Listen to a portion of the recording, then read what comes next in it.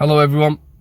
I recently bought an Exodus roof box for my car and I decided that I didn't like the original colour. So I wanted to transform it from this to this.